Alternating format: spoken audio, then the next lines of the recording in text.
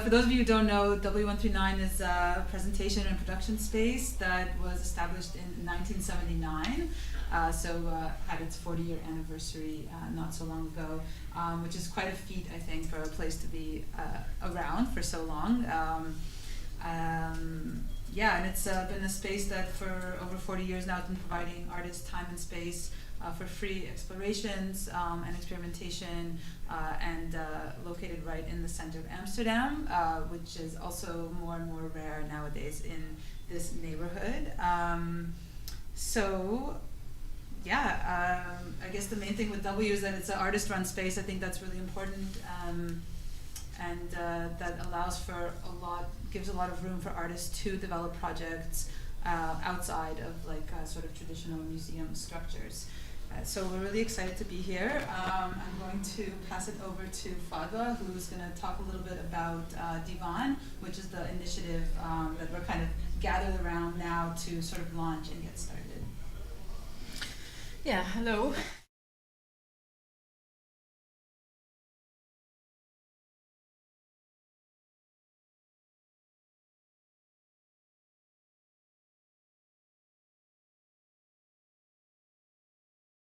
Discussing questions that the three of us confront individually and differently, such as if you graduate from a Dutch institution, how do you, and you want to stay in the Netherlands, so what are the questions that you are confronting and how do you deal with them, such as how do you apply for visa, what kind of visa? So first you get an orientation visa, which you need to apply for, but then you apply for an artist visa or for a work visa. So how do you do that?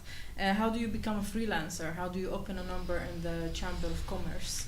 How do you contact, and which lawyers, which accountant to contact?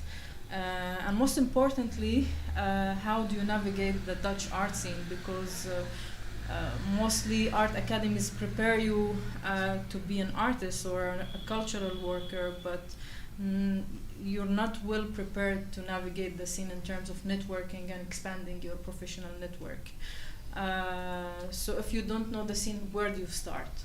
And me personally, speaking from my personal experience, I came here to the Apple in 2016, and I did the curatorial program, and then I worked at the Apple as a curatorial fellow. But then after I finished the fellowship, I got a few invitations to work with institutions on projects or events, but most of these projects or events where it felt like it was because I come from Palestine. So come and moderate something Palestinian or Israeli, which didn't fit me, because I wanted to do something or the things that I love to do.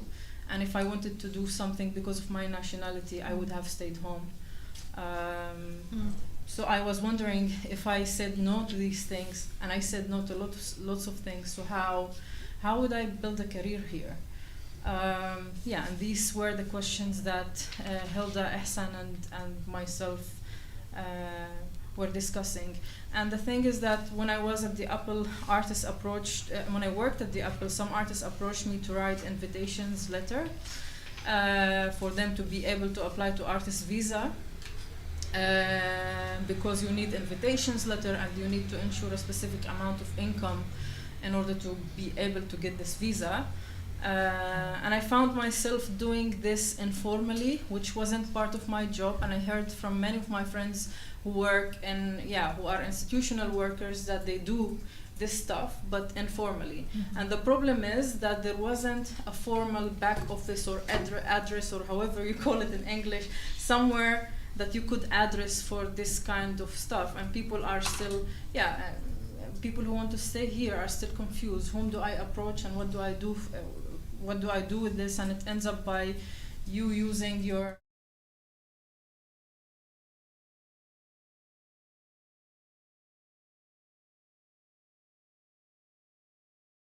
and started to formulate, and then I came to work at the W, and I think this is a fertile ground. This was a fertile ground to start all this thing. Can you say something about the name?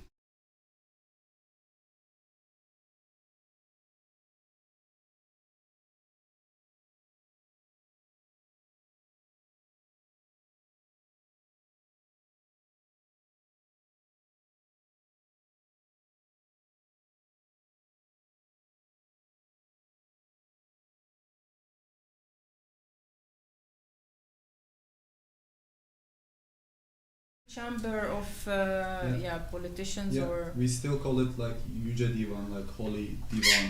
So like the politicians in the chamber discussing, kind of the same meaning. We want to reclaim that. We want us, the commoners, to discuss. But also means that this corner couch where you sit all together. exactly and gossip. Yeah. So in Arabic we say DIWAN, which is an informal word for gossip, basically. Yeah. So it's gossip, but it's also talking and discussing. It's these informal discussions and arguments and talks. I also like the meaning of it, which refers to a book, a place where things get inscribed, and that is also one of the aims of DIWAN, of our arts and dialogue institution. I don't know if we're going to call it institution yet. It's not an institution yet. A platform, arts and dialogue platform. It's being formulated as a platform. Exactly, to have this, to have all these accounts and knowledges that we have acquired from our own experiences and applying for residence permits and funding institutions, housing, Zukyar, KVK, so all of these, that we can put all these addresses in one place so people can refer to them. So that's also another meaning of DIWAN. I would like that meaning as well. And Wait, can I interrupt for 1 second? Yeah. Sorry, just a technical.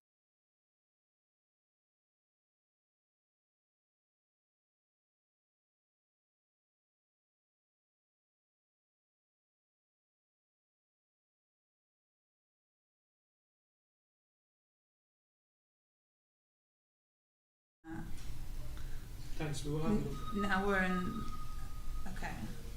Can you do one of the Asan? Can you do a not a wide angle just to see if it helps with the audio? Yeah. Can you put this one on?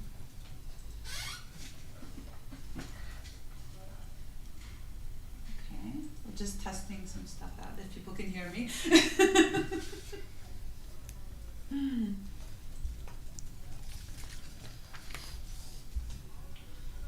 I think it's the problem is solved. But can you say something? Yes, Yeah. well, everyone, is the problem solved with the... Okay, great. Yeah. Now it works, perfect. Yeah. Okay, great. And shortly, we chose this name because it's both poetic and political, and all these issues are in a way political. Now it's... Yes. Maybe you can introduce who's in this room. Yes. I forgot to also mention actually that as an extension of the W, that DIWAN is kind of living at the W for the next 2 years or 2.5 years, while myself, Fadwa, and Samsami, who's not currently here right now, he's in Iran, are the core team. So we're sort of setting the artistic vision for the next 2.5 years, and having a program like this, or initiative like this, sort of have its like temporary home inside the W was also really important. So I guess I'll introduce myself first. My name is Margarita Sipian, and I work as an independent curator and a cultural programmer for a lot of different initiatives. I'm not going to name all of them because there's a lot, but for me it's these kinds of initiatives are really important because you really see also working with students how little information and knowledge there is out there, especially after you graduate, and it gets more and more complicated if you're non-EU, and like that people don't have access to this kind of information. For me, that's a really big political issue because it creates like it creates a lot of problems and like a hierarchy, of course, and how difficult it is for people after graduation. And so I think like having this kind of initiative is very valuable. I'm gonna let Fadwa introduce herself. I think I introduced myself already. I'm Fadwa, and I'm a curator and sometimes art practitioner, whatever you want to call it. And I live in Amsterdam, and I'm part of the artistic core of the W together with Margarita and Samsami. And the DIWAN, I think it fits into the current artistic vision because one of the things that we want to focus on is actually solidarity, which started even before we were formulated as an artistic core. I'm gonna introduce Hilda Musharrafia, who's across from me, who's a multimedia artist based in Amsterdam, and through her artistic research and practice, she investigates the social and behavioral impact of capitalism and that of power structures that leak from political history into the immediate urban environment. She also graduated from the HKU and recently got her passport and got to vote in the last election. Yes, really yes. I will count during this session the 1, 2, 3, 4, 5, 6 applications that have led to that victorious moment. Yes. Thank you, Hilda. Thank you, Margarita. And Emmer Hacken, or Emmerhan, he's a graduate of Sandberg Design, and he's an artist as well. I mean, what's the difference? And I came across your work through actually Margarita, because we're gonna work with you at the W in September in the framework of a group exhibition. But also you expressed that you were interested in these things because you initiated this Near East union at the Sandberg, which includes students and alumni from Western Asia and North Africa who graduated or are graduating from Dutch institutions and are interested to stay here. Yeah. And the union, maybe you can speak about it. Yeah, I initiated the Near East Union 2019, in the beginning of 2019. Then now we are around 10 people, and we have also some members out from Sandberg and Rietveld, who are also non-European. And yeah, it started from very visceral point because I was trying to navigate in the institution. Then I realized that you suffer alone. So I was like, why don't we ask our common struggles, common questions all together? So it didn't start like a big thing, but it's very urgent and very simple, but yet beautiful. Mm. So basically that's it from now on. Yeah. Great. I also, you want to ask something? Yeah, because you're dealing also with questions which are beyond visa and its derivatives. You're also dealing with specific political, social discourse. Yeah, I think I need to mention also Black Student Union and Asian Union. Mm-hmm. In Sandberg. Actually, Near East Union started because of Black Student Union, because I was super impressed by Nagare and all of the members of the union and what they were doing. Because, I mean, let's be honest, most of the institutions are white institutions, and to navigate and find your trajectory, you need to find your allies, because on this very beautiful surface, you're under it and you're kind of the first circle to be get rid of. That's a very flippant way to put it. But then, yeah, we are basically, these three unions are always in solidarity, and yeah, I think that's the most important thing. Like, also the unions are unified. Mm. And is this related to your shirt or to the back of your shirt? Yeah, I'm a non-European.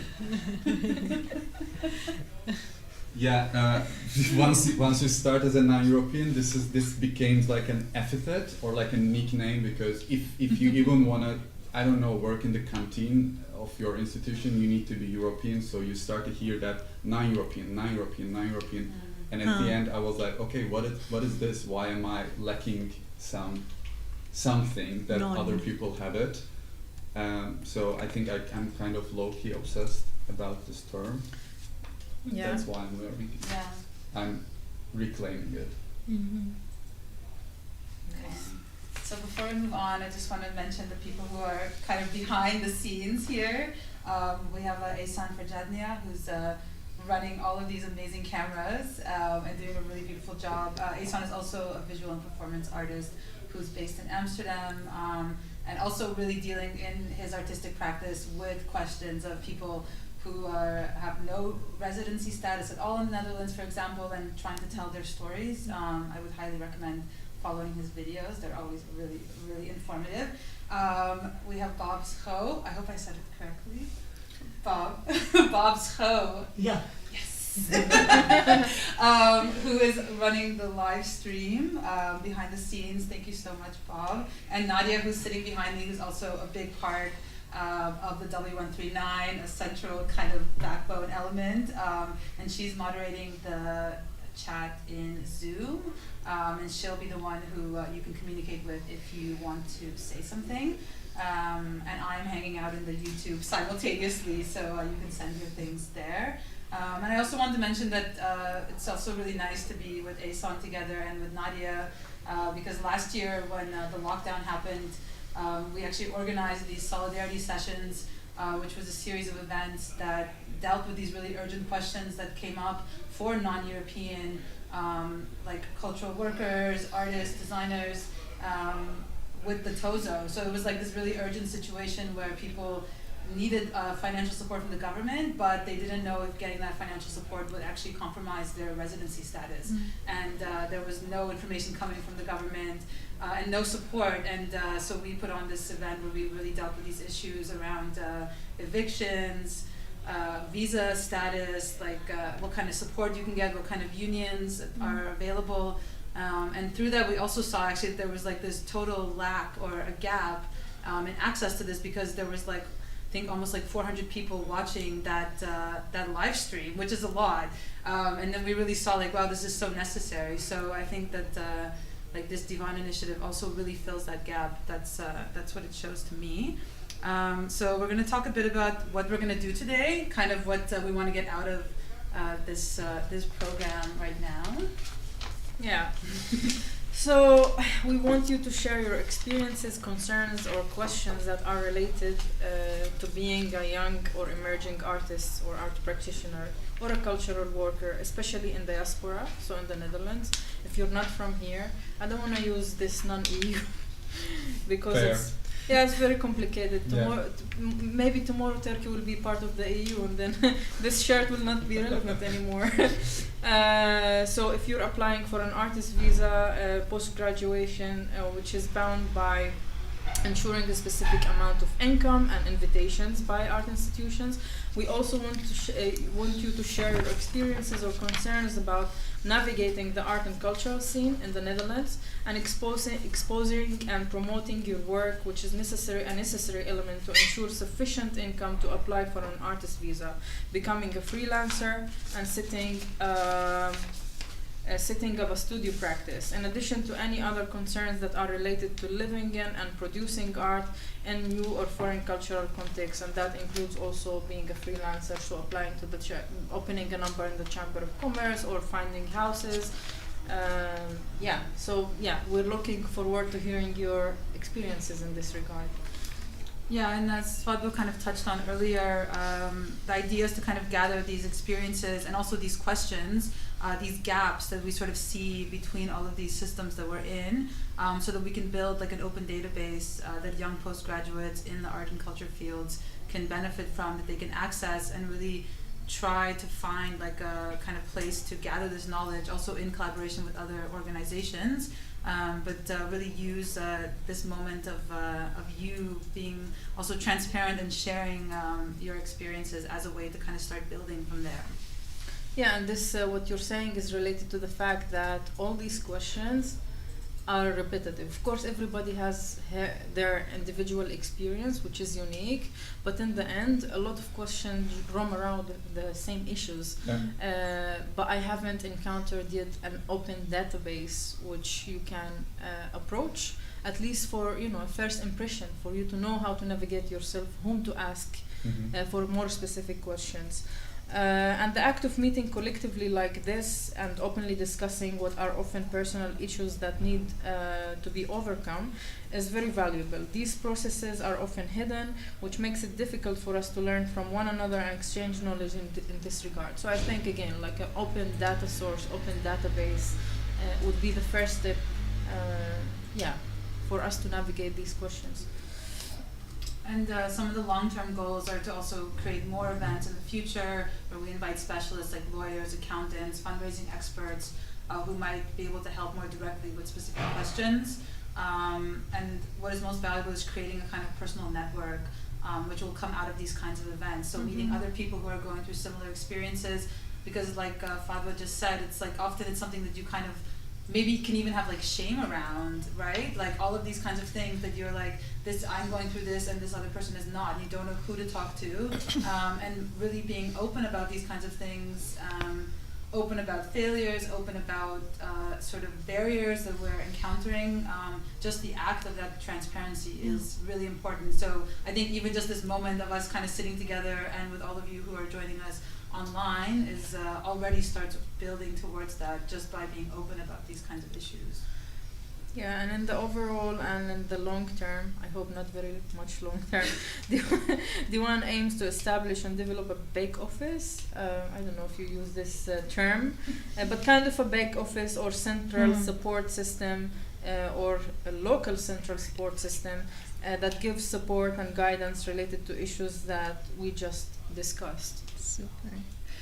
May I have something like you said about shame, Margarita, if I could add on that, or maybe start the conversation a little bit from that, like that actually the fact, the pressures that this puts on artists, recent graduates, the time that you need to spend for all these applications, that they delay you as well in your art making.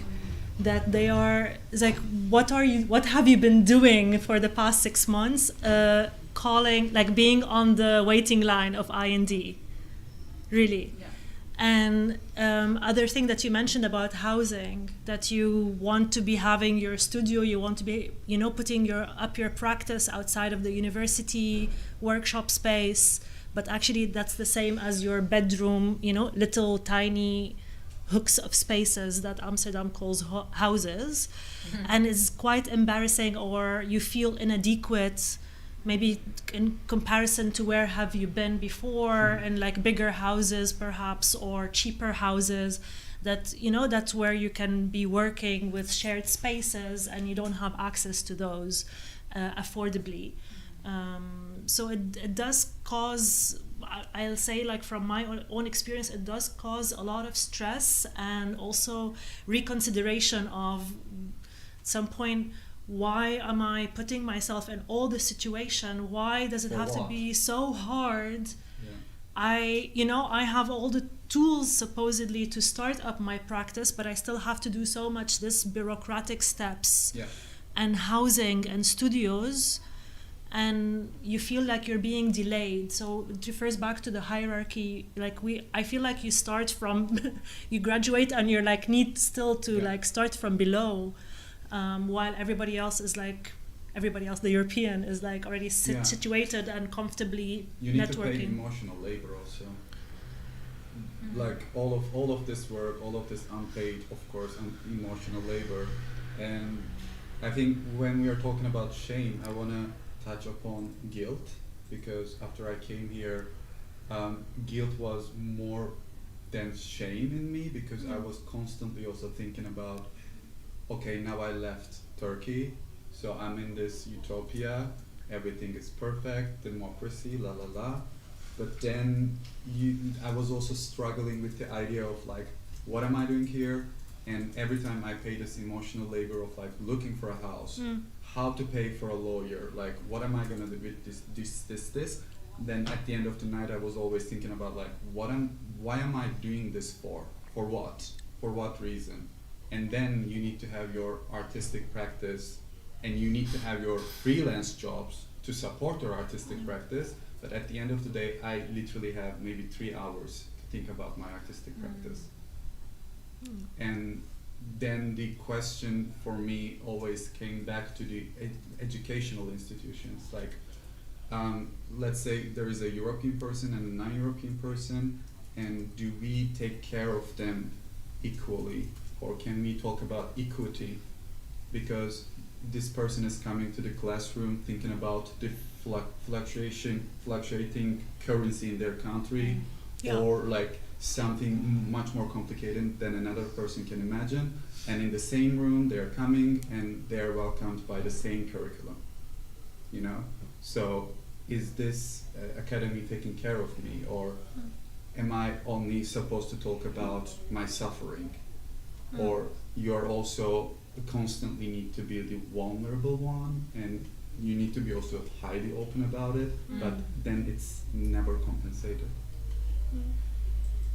And how, I'm curious, because you were at Sandberg, Yeah. how did Sandberg, did they offer any assistance in this regard and these questions, especially when you're about to graduate?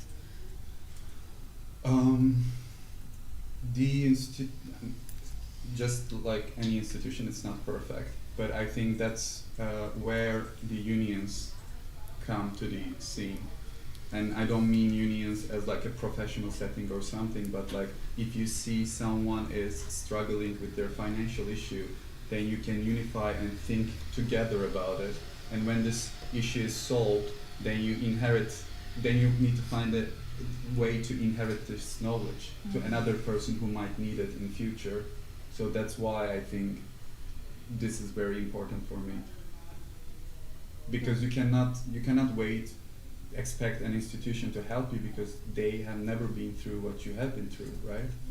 So first you need to integrate this information, but you also need to constantly work against institutionalization. Thank you. And yeah, then emotional labor again.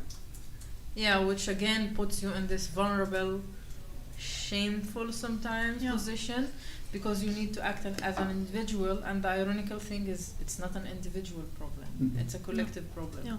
And the more now that the world is globalized, obviously we have much more people from outside of Europe, or even like, let's call them from disfranchised communities coming in academies.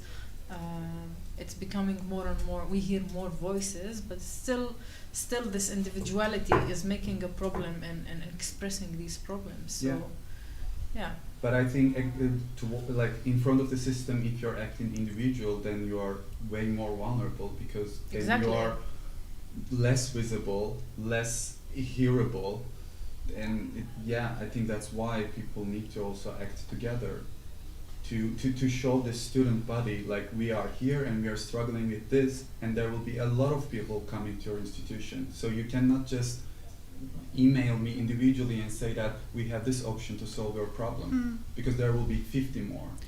That's also like that when we started the idea of DIWAN, is that everybody, like every year, I've been here since 2012, 9 years, and every year with the flux of new students coming in, also that I teach at HKU, every year students graduating from there come with the same questions, and we address them one by one. But it's as you said in the beginning, Fadwa, they are collective questions. We're facing continually the same problematics, and the moment of like this shame and desperation that you're saying of why am I still here is because you're thinking you're in this alone. It's because you're thinking, I am not making it. It's me who's not able to surf through these Dutch language websites, or getting like stressed and physiological, like stress that you get just from all this. You're incapable and you think you're on your own in it. And that actually we know from personal experience that we have also been through this. People keep on asking us the same questions. And it's like, okay, let's actually gather them in one place, because they are shared concerns and shared struggles. Can we bring someone in? So I wanted to say that, just because I see the chat and you don't, but Layla was saying that, I think this was in response to what Emran was talking about, that not being compensated for extra emotional labor is this like a widespread sentiment. So it's something that I think, she was saying that it's something that she's also really thinking about. Now we're going to try to bring someone in via the Zoom. So let's see if we can hear it. Hopefully we can all hear it. So maybe we can first check the sound, and then... This is Mariana. She's muted.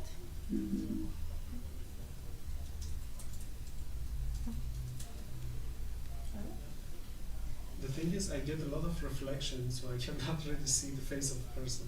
Yeah, but we can hear, right? So I think that's okay. I'll block that. Yeah, that's better. Actually, We can't can't hear. hear. Like this, her. yes. Yeah, we can't hear. Is it? Oh, Carl is saying we hear you in Zoom. Carl is saying we hear you in Zoom, but we can't hear her. in the Can we room. hear it from here? Okay. Yeah. I think they hear Mariana, but then we don't hear her. Yeah, Do you maybe hear we her? can hear it from the laptop. So maybe somebody can repeat the question. But it might be an experience. Oh. Oh.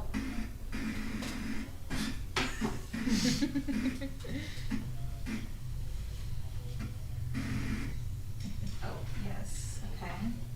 We heard that. Can we hear it from the laptop, Nadia?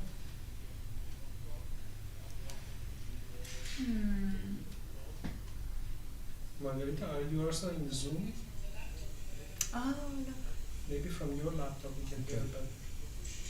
No, I'm only in the YouTube. I think now we will hear, no?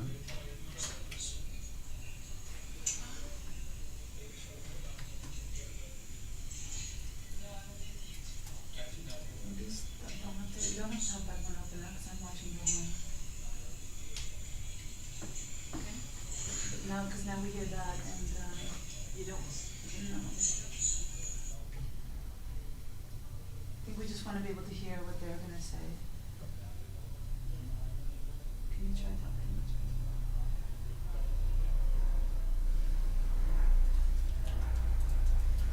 Maybe it'll get picked up by the mic.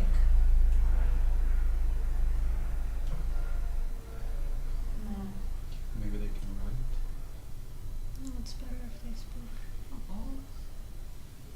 It's weird that we can't hear them. And Nadia, do you No, but want we don't have we don't have this the Zoom there. Nadia, do you go to What? like system preferences to go to sound? I can help you. Unless you want to put it on the live stream, and then we can listen via the live stream here. But that's I gonna. can't get her in. I don't hear anything also from her. Ah, okay. Oh, she is muted anyway. Oh, now she's muted. Okay. I just look at the TV as a speaker. Yeah. I want you to go to the sound here in the systems. Here. And the second one. Above it. Okay. And then watch your TV. Shall I go back to Zoom? And then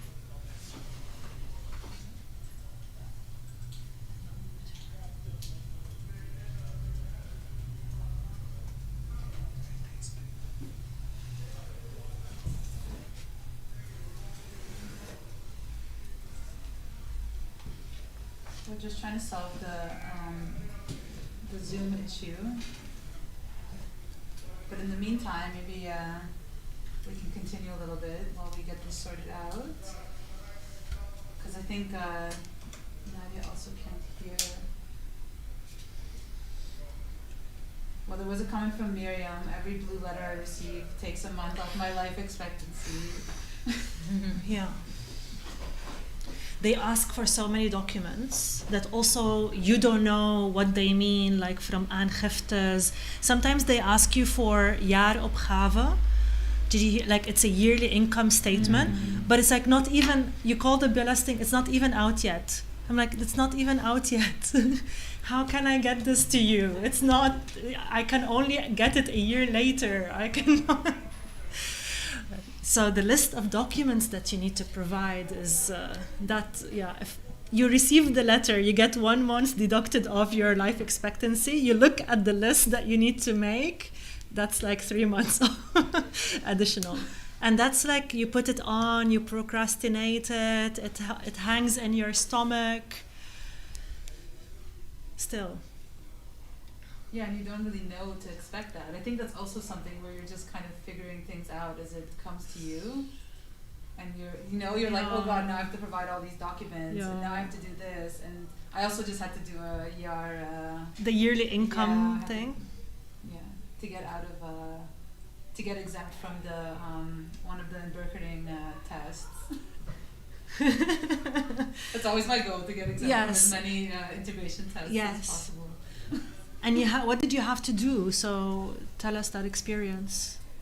I had to do 6 different tests. So reading, writing, listening, Dutch culture, knowledge of Dutch culture, and then the final one was knowledge of the Dutch workplace, which is the one I'm getting exempt from. Because recently, it used to be that everyone had to do it, then people who had been working in the Netherlands, but working for like, freelancers weren't counted then, so you were not counted as a freelancer, so you were not exempt if you were a freelancer, and then just recently they just changed it, so if you are a freelancer, you can be exempt as long as you show income for a year. 1 year. At least 1 year before, so that you show that you're active as a freelancer. Okay, this is interesting because, so as a freelancer, you can get exempted from this work, or it's called orientation on the work market, something like that. Oriëntatie on the Nederlandse arbeidsmarkt. Yeah. So that's like one of the tests. And if you, as a freelancer, if you show that you have been, do you have to be registered in the Chamber of Commerce? Yeah. So if you are registered for 1 year, minimum of 1 year in the Chamber of Commerce, do they need a minimum income for that? No minimum income, just to show that you've been working. I think the minimum is quite low, like you need to have made like maybe something like, I'm just trying to remember now, but something like 2,000 euros. It's not, it just shows that you are like active. It's not like you have to make 2,000 a month or something to qualify for it, just to show that you have been active as a freelancer and you didn't just register as a freelancer to get exempt from that part of the test. But I think that's actually a great, I actually don't know when this happened or how, but it's a really good improvement because it was, to me, quite ridiculous that as a freelancer you weren't considered a worker in the Netherlands. You weren't considered to be someone that knew how the Dutch labor market worked, even though, as most of us know, as freelancers, you actually are... Unless your country is in a special treaty with the Netherlands. I know that the US, for example, I think they are for freelancers. And then what would happen? Then you're considered a worker. I think so. Some countries have special treaties with the Netherlands. Well, now you are considered a worker, so now they... I mean, that's also something, I guess, it's also really important to say that it's like every situation is quite different when it comes to these visa situations, and what you need to do for it and what tests you have to finish. So it's always, there's not an exact story, but then the more stories we hear, the more we have these kind of nuanced experiences. Nadia, I wanted to see if it's possible to hear anybody that wanted to share. We're going to try again with the...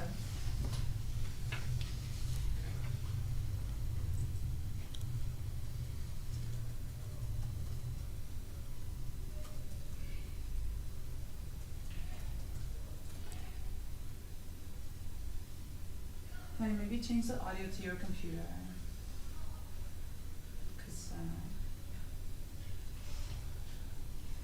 We made it that the audio goes out of the TV. Feedback. Oh, from who? Who should mute?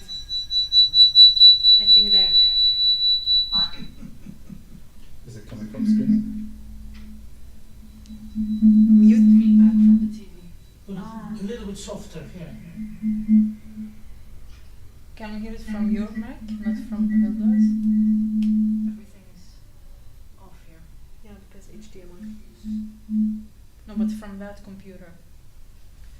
And Nadia, I think it's good if you mute that Zoom, your Zoom. Oh yeah, let's try it again. Should I just call Mariana?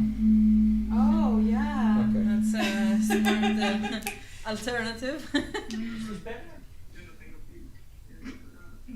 Oh yeah, now we can Yeah? hear you.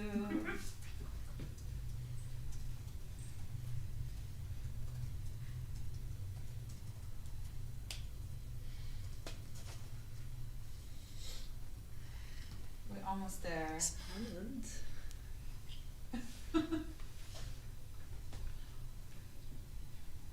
We were able to hear for a second. Mhm. Or we're gonna go the old school way, telephone on mic. Should I do it? Yes, you can telephone in, yeah. Okay. Okay. So I'm calling Mariana, and she's with Francisca, and they are part of Latin American Caribbean Union Yeah. for Sandberg and Rietveld. We are going very. Hello, Mariana. Hola.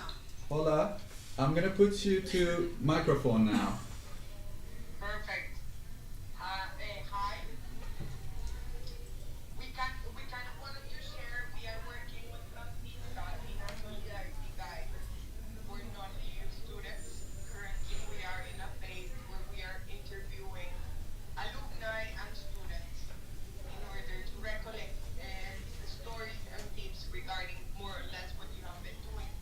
And we have found that it is really important to initiate like guides or spaces for solidarity via the people who is needing these solutions. So we are really happy to listen to all of your tips and stuff that you're giving here, because this can also be part of our guide that is trying to compensate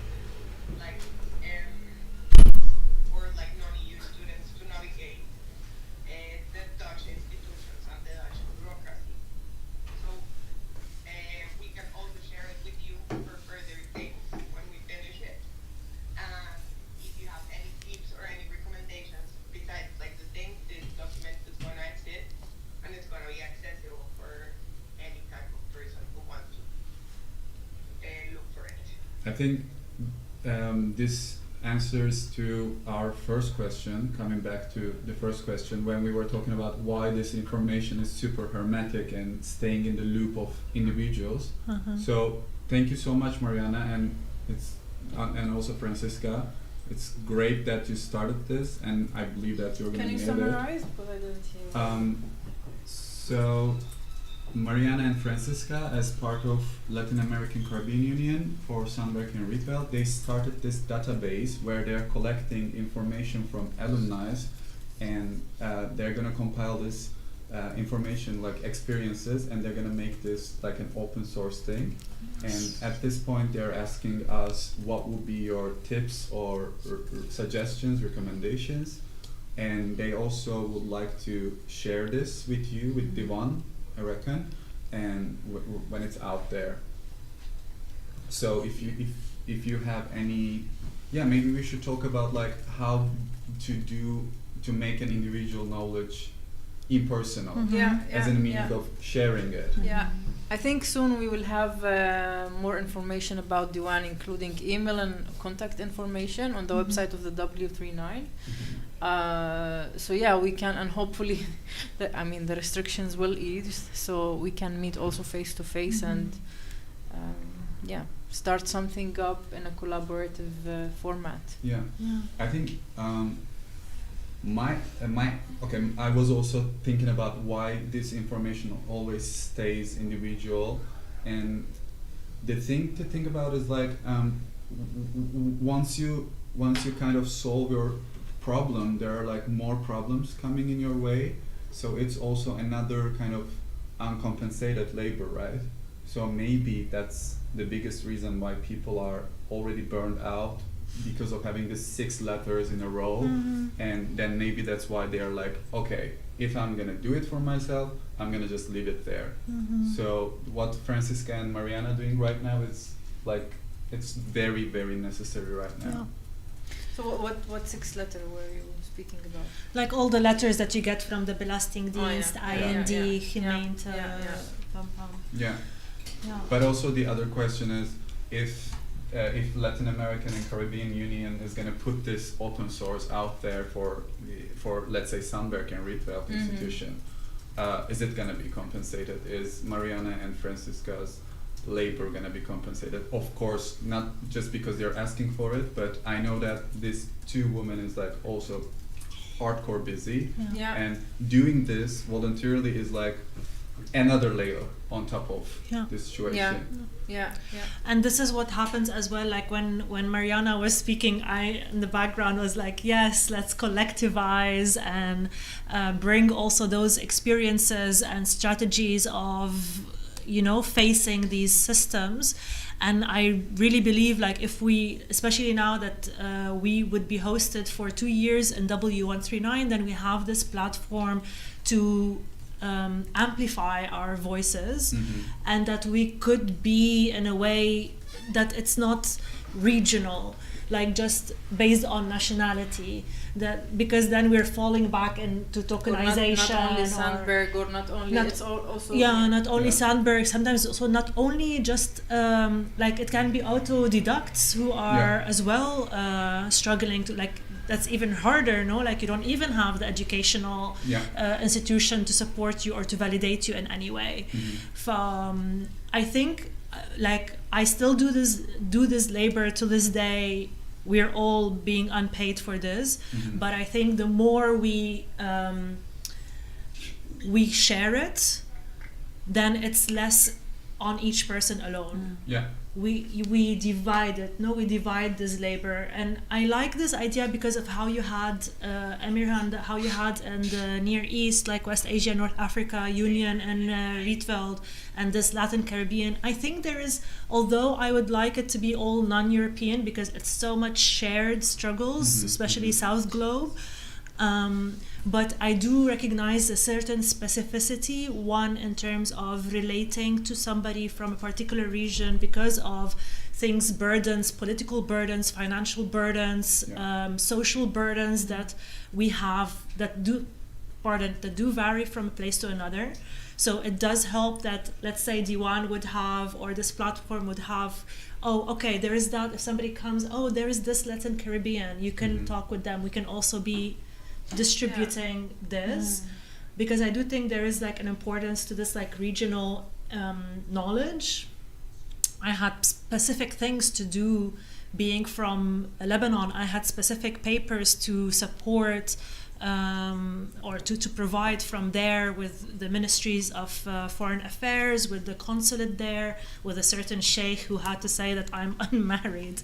So all different kind of local politics also play in it. Which is fine, which reminds me of questions around the issue of solidarity. I mean, do we have to be similar in order to be in solidarity? I personally don't think so, and I think this is one of the major problems in the current leftist solidarity in the West, which we're all infected by the way. That solidarity is perceived as unity, which is not. I mean, it melts us down. Speaking as a collective or in solidarity does not shouldn't cancel the differences between us. So, and in the end, we're all human patterns. I always think that we're patterns repeating ourselves in every culture. There are collective questions that we face, but solidarity shouldn't cancel the differences and the uniqueness of every region or even every individual. Yeah. Do we have other questions? Yeah, is there someone who's going through some particular paperwork now, whether they are still in school or have recently graduated and applying for certain paperwork, dealing with things of TOZO, of KVK, Chamber of Commerce, who would like to share one of those blue letters that they are getting? Spread the stress. I don't even pick them up from my mailbox. You don't? No, not anymore. That's a problem, you know. I know. Yeah. I just keep them there. Oh. And then open it one night altogether. It's like a festival. It's whiskey on one side. Yeah. Making the taxes for me every quarter gives me stomach, like, how do you call it, psychosomatic pain? Is that what is the term of it? Yeah. Like heartburn. Do you get a heartburn from it? I have like a stomach cramp, and I feel that so many years I've been doing it, I still feel like I'm doing something wrong, and they're gonna come and catch me for it, and I'm like, but I don't know. I'm really trying my best. So I check the numbers so many times, and like they're like three numbers, you know. But yeah, it's. I also had the same experience when I was starting like I was like, I need to learn the whole system, Mm. like from bottom, because I was like, I shouldn't make any mistakes. Yeah. But then I was seeing an accountant, and she was like, well, actually, you shouldn't be that worried because you're not making that much money. Like, just take a chill pill. Yeah. But then I was like, no, I shouldn't make any mistakes. Like, everything should be punctual, like, ta-ta-ta. This is very. Where do you think that comes from? Well, I'm gonna say my culture. Because I feel like there was a moment when I got a letter that now the housing company can get my papers, can get information about my income from the Belastingdienst. They got linked. Yeah. So they're like, I just imagine like all this like It is. institutions. The databases are all linked, and this Yeah. is like about the latest scandal about the daycares. Yeah. It's related to the fact that the databases of institutions here is related to each other. I've heard from someone that one of the solutions suggested for those people who were fined or whose subsidy was cancelled from the daycare, that they will change their national number in order to solve the solution of their data being marked in many databases that they cannot put a finger on. So where do you start, in which server, in which database? So yeah, I think for Everything is that, linked. I think for that it was me, like it was that kind of worry that everything is linked, and you have this, I don't know, maybe in my head is like always imagining this, big brother state Watching you. that they can, and like the attitude that Belastingdienst especially acts with is like there can be no mistake that happens, and now you get that scandal, but they act like no, it's automized, it's an automatic system, there can be no mistake that happens. So then I start to adopt that the only mistake that can happen is me. Yeah. So I become like this highly obsessive that every number Yeah. needs to be correct, Yeah. because the housing company is linked to the belasting. The medical papers are also linked to the belasting. Yeah. I wanted to make once like a genetic test because of some family genetic mutational thing that made me drop and die. But then the doctor advised me not to do this test because if it does turn out that I have this mutation, I will not get mortgage. Oh, I was like, Lahaza, we're talking about my health. Good to know. Why are you mentioning mortgage? He's like, yeah, and like also getting like a loan for a car or a loan for a house. What? But I need to be taking care of my health, and this is like capitalism. I don't know. I have state never that been to a is- doctor here. Like from the Try very to beginning, delay. this GP was like having an appointment, and everyone has their own website, because in Turkey you just go to a hospital, you say that I want this serum, I want it now, that's it. And now here, like as if it's a restaurant, you select a doctor, they may not also accept you. So for me, I'm like praying like I don't have any sickness until Yeah. I arrive to Turkey. Actually, to be honest, there are many things that I'm fond of in this country, obviously, because I came here, like the post service, let's say. It's the best delivery shipping post service that I've ever seen, because back home in Palestine, if I ordered something, once my friend from Canada sent me this chocolate on like a few weeks before New Year's Eve, and it arrived after it expired, so it arrived in May. But here, so you can sit at home and not do shopping. So imagine how this life eased on us in Corona times. But on the other hand, looking at the health system, I totally agree with you. So I feel that the principle here, if you're not dying, don't come to the doctor. Or just take a Yeah. paracetamol. We have some questions in Yeah. a couple, so maybe I'll let, okay. So one was more like a comment from the World Makers, which is an organization. I posted the link in YouTube as well. But they're just talking about this blue letter idea. So they said that's a good name, the Blue Letter Project. That the tax service actually did a project with artists. And maybe they're open to another project addressing these issues. Andra, the tax they did. The They tax did. office did Art project. wow, The with belasting artists. Is that like when banks do project with artists to like just like whitewash their image? Could be. I can never trust these blue letter guys. No, wait, so they give money to artists, so they also give cultural funding to to artists Belasting? No, they probably just, it was probably just an initiative. I don't know that much about it. I have no idea about Tell this. us more, though. I Yeah. know. I'm going to ask, there's a question from Carl Mubarak. Okay, I have a question. In general, I recently did my application for a self-employed permit as an artist/designer through a lawyer. And eventually when they sent me the 90-page application she compiled, the only form that she filled looked like the same as any residency permit form. And I was wondering, is this form actually viable online? Maybe visible online or available online? Viable. Was it dumb to do this through a lawyer? I was instructed by my institution to do this. That's actually a good question because the lawyers are extremely expensive, and what I hear from people is people say like you have to do this through a lawyer or you should do it through a lawyer. It helps. First, like, I know this application is really long. This application is quite a long procedure. It is possible to do it yourself. And I know actually a graduate from HKU from Turkey who had done this for herself. It was a bit more than 90 because she did actually the entrepreneurial, although she's an artist, but she found that it could be a bit more guaranteed if she does the entrepreneurial one. But what the lawyer is also doing, not only adding this paper, but also checking all your other accounts, especially like the financial papers that you have placed in. So, because once you make that application and pay that money for it, if the papers are not right or not foolproof, I mean, if there is necessary papers still, they will tell you this is a missing paper, send it in again.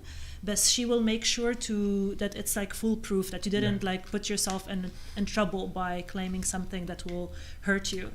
But it is very expensive, so it's best like to just go with a lawyer that is, that she'll, there are some like lawyers who'll tell you, actually there's a lawyer recently that my friend worked with and told her, I will only get paid once you get your permits. Who's that? Is a lawyer, is Dina there? Is it Jeremy? He's in, is he in Rotterdam, Jeremy? No, here. We'll ask if Dina is in the chat because I invited her for this. She had that lawyer.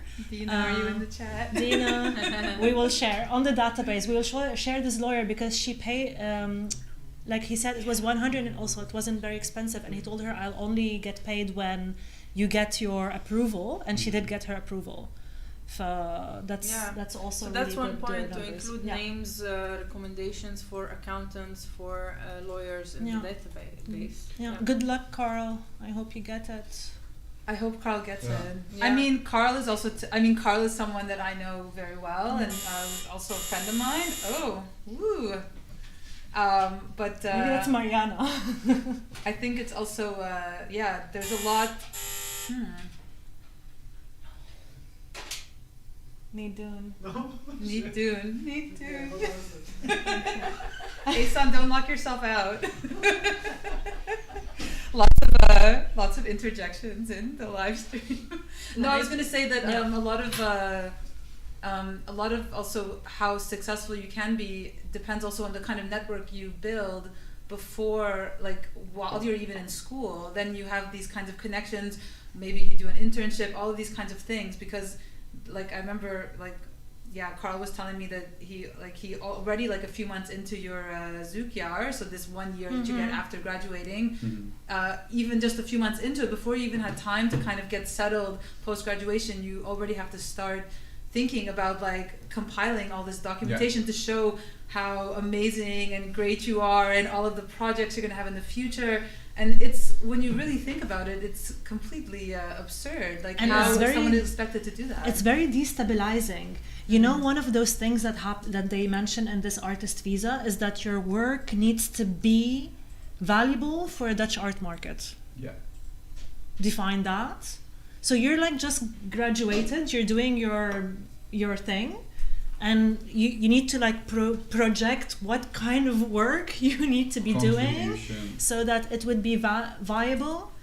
Like at some point, like further down, you'll know like, okay, you'll get that confidence that I'll do, what I need to do. But when you're graduating and like in the Zoekjaar, you're not in that confident spot. And it does then get you to a way of like, okay, what is now the buzzword in the Dutch art scene? You know, shall I tokenize myself and then talk about migrant issues and then I'm viable? It does get to you in that way, unconsciously. And until you get to an answer, the zoekjaar is over. Yeah. Yeah. Also. But Yeah, you need to already exactly. you need to already like 6 months before start collecting those papers for an artist visa, like for institutions. So you need to establish relationships before these 6 months, which is really early. Like Yeah. Yeah. Yeah. There's a question in the. There's a couple questions, so we can go through them. One is if you need to register in the KVK, which is the Kamer van Koophandel, which is like the kind of business bureau. Are you laughing at my bad Dutch pronunciation? That's my trauma, like bad Dutch pronunciation. You said it well. You said it well. If you need to register in the KVK in order to apply for funding, is it only necessary when you're unemployed or you just don't need KVK to apply for any funds? So I'm assuming this question is about subsidy funding and not other kinds of support. Like AFCA and stuff. You know about this. Yeah, so then you do need to have AFCA, you need AFCA, you don't need to be. You can be a particular AFCA. You And don't some need other to have funds a. for kunst. yeah, We you have need to an be a answer in particular. the chat as well. Oh yeah, for small projects you can apply with Stadsdeel, that's the local city Gemeente, funds, yeah. gemeente funds as an individual. Then you don't need KVK. Yeah. But for stimuleringsfunds, for example, you do need KVK. You need to be a freelancer. For anything where you're getting like a big chunk of money, you do need to be registered with the KVK because you need to be able to also show that you like have gotten this money. Also, if you're like working on a project, for example, I'm working on a project and I want to invite Fadwa, Hilda, and Emerkan to be part of it, I have to pay you somehow, which you do need to be registered. Yeah, you cannot make, because you cannot make invoices or viable invoices. Of course, anybody can write an invoice, but you cannot make viable invoices if you do not have this number, this Chamber of Commerce number. So, and also because of the taxes. So with getting this tax number, this Chamber of Commerce number, then you are able as well to be tax deductible, have your belasting, have your taxes. So the Chamber of Commerce number is really not difficult to get. You can even get it. Can you get it as a student? No. So as soon as like in your zoekjaar. As soon as you graduate. Yeah. Get it, like costs €50 an Yeah. appointment from the Chamber of Commerce, and No, Yeah. it's pretty easy. It's It's- really it's- easy that's to very get. easy to And I get. would recommend it. I mean, if you are planning on doing freelance work, I mean, if you really are not, then of course you can also try to funnel your projects through another institution and try to work on funding from there. But I think if you're going to be engaging in freelance work, then it's Yeah. not so hard to apply for the... And if you're hired even partially by one institution, like in my fellowship, I was paid by the Appel. They asked me, do you want to work with us as a freelancer or be paid? Then I said, I will be paid. And then I set an appointment with the KVK, I think 4 months after I started with them. And I got a number and didn't use it until I finished with them. But then earlier this year, 2 months ago, I got a fine of €900 because of this overlap of five months between being employed by the Appel and having a KVK, even if I didn't do any invoice with the number. Because you didn't do your quarters, or you Because I didn't report that there was an overlap, and then I was paid partial fee, but I was paid by the Appel for this overlapping of 5 months. what kind of contract did you have with the Apple? Like a part-time? Just a regular part-time contract. So you were on something called loondienst, like you had pay slips. Yeah. Not making, And- okay. and because yeah. you cannot have, as a freelancer, you cannot have as well pay slips. So because they set Right. an appointment like for 1 month and a half ahead, I wanted to ensure that I have a KVK number for the day I finish working at the Apple to be able to work in other projects and to be invited. But I should have scheduled it differently, that I start the KVK number only after I finish, or report, which I didn't know that I should report. And then this year I got a fine of, actually I got 2 fines, one for 2017 and one for 2018. Did you make this money? No, yeah. Was it worth it? Well, no, it wasn't. It It's wasn't. the minus. But I got so I sent them a letter that I didn't get a letter from you saying that there is an overlap and that I should report. But then they proved that they sent me a letter, and I was exactly moving apartment, so I don't know where the letter got to. So if you're not checking your post for these blue letters, beware that By the way, there might be surprises. I just got a notification from Anne Gifte. So Big Brother is watching us. Hey, Wow. I think For it's sure. better to turn off your phone. Yes. I get a bit like, whoa, tapping. I don't know. Well, we are online. What's more I watch don't than know. that? Shall we go to the Zoom? We have a comment from Ola, who says, I just wanted to highlight the bits about the letters of collaboration with institutions, and for those that want to stay longer, you need to have no breaks between each residency permit renewal in this godforsaken country. There's an unsaid rule that institutions send letters informing the IND when your time with them is done. We have the burden to approach the institution and build trust with them enough for them to have the decency to not send that letter before informing you. This way you can actually lodge your application for a residency permit before it creates a gap. And then I think Ola also added something at the end.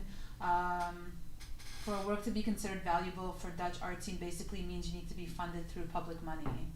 Yeah, and one point I heard from one person who was at one of the academies here that by the end of her, and they promised them to help them with applying to the ZUKR, so for them not to be independent and applying, they asked them for a ticket back to their country to prove to the IND that they went back. So the institution asked for a ticket back to their country. I don't know if that happens in all institutions, but I was kind of shocked. This is why I asked you also, how does Sandberg deal with these issues? At the Apple I wasn't asked for something like this, but because I applied for my visa beforehand. No. In Sandberg, international office get contact with you during May and giving you this very detailed report about how to apply, but last year it was during Corona time, so me and also Francisca, we were in the same situation because we were like, okay, we were gonna graduate on June, but then they said that you're gonna have your diploma later, so it was very confused. But I think, but no one for sure didn't ask about the ticket. No. Interesting. I think there's also an important comment from Ola about like making sure to apply for publicly funded institution grants. Yeah, that's very good point to mention, Ola. Like, why don't they clarify that? Because it took me quite some time to wrap what does it mean to be like Dutch, viable and valuable for a Dutch art scene. You know, how does that? No transparency and okay, here's the list. Apply for these. So what does funds. it mean if you have a stichting, an institution which is not publicly funding? It's not valid. It doesn't count. It's not about validity, but it's about making a really strong application. The way I understood it, so it's like if the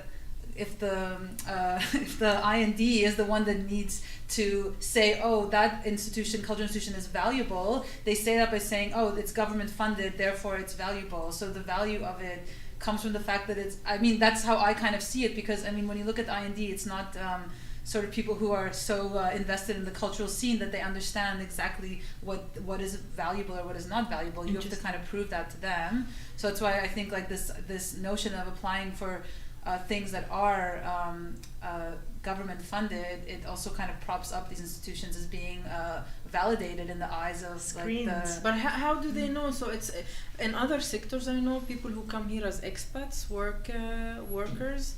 The company has to apply for this approval from the IND that they have a validity to bring expats and to apply for them highly for a work. skilled migrant. Or other. For example, highly skilled migrants or other kind of skilled workers. But in the art, so it depends on what? On how the IND sees. But so I there's no criteria. No, but I understand, so the way you're describing it, Margarita, that basically the IND uses these funding bodies, these publicly funded bodies, that they will screen and they will, like, whoever that they choose to give funding to, that they consider, validated. So if you get funding from Mondrian or Amsterdam Funds for the Arts or Stimuleringsfonds or so many others,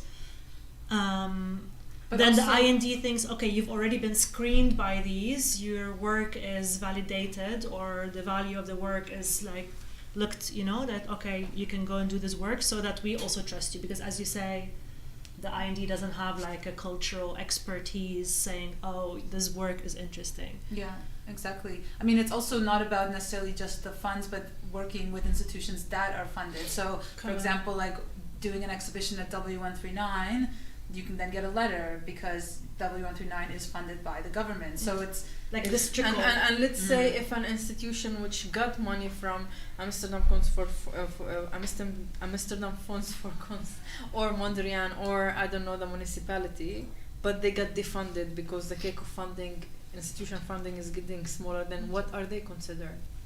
Then you're less validated. less validated, Okay, good less to know. valuable. There was a comment from Carl. Also Nadia. One thing that really triggered me during my education is how easily Europeans were able to switch or delay their educations, mainly because of the money. But for me, slowing down was really not an option. It meant that every interaction I had with someone working in a museum or organizing a publicly funded project had to have a potential future letter of confirmation work. The pressure is just different. And I think this is also what I think you touched on at the beginning, right? This kind of this urgency that you have to feel, because I mean, the Zoekjaar is 1 year, but it's actually not a year, Yes. because to even like you already have to start before you even graduate to build these Yeah. kinds of relations, and so you have like I think Hilda, you were mentioning it, like this kind of burden that really. That you, this kind of almost like invisible or invisibilized burden that you kind of carry on you, because every interaction is like calculated in a way. You can't just be like, I'm gonna just work in a cafe for a year because I want to just relax after my And figure out graduation. what I want to be Mhm. doing. You Yeah. don't have that No. luxury, no. There was also a comment I noticed coming through that it would also be good to get names. I think this was also for the people who are in Definitely. the chat, but to get names of lawyers that people have worked with that are actually good, because that's also something that I think is really. I don't know if you all have any suggestions for lawyers. I also You want have a great suggestion actually that you recommended to me, and Who? I'm gonna, Jeremy Bierbach. Yeah. I can say something about Jeremy. He's Can amazing. you write his name while he's talking? Yeah, Jeremy is amazing, but I think I joined 3 sessions already by Jeremy since May, and maybe the question is like not if he is good enough, but I witnessed that we were always circulating around the same questions over and over. So maybe at some point we wouldn't have even needed Jeremy if he would have documented all the questions and answers. Yeah, I mean it's our. Yeah, I think it's our. Yeah. It's not his job to do No, that, of and course then he's. not. Yeah, Needs but the money. what I liked in him, I approached to him because I want to apply for a Dutch passport, and for obviously for a research that and I want to keep my nationality because it's complicated politically to give up. Yeah, as a Palestinian to give up Israeli nationality, and he said, okay, I did all the research. You don't need to come for to come for this first meeting research. You don't need. You just come in time 3 months before applying, and I'll do. So he's really aware of Yeah. things, and he's Yeah. willing to help. I think the best thing about working with Jeremy or with a lawyer is like I think they're also applying to this visa at the end of the day, like at the end of the deadline.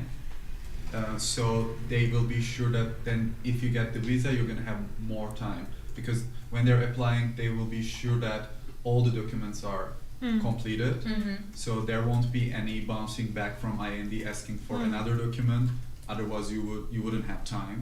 So I think that's the best part of having a lawyer. Yeah.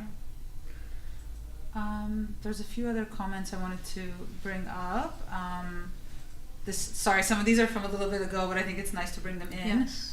One was, I think it also tied to this notion of solidarity that Fadwa had talked about, which was from Amy saying it's important to include people in other cultural fields.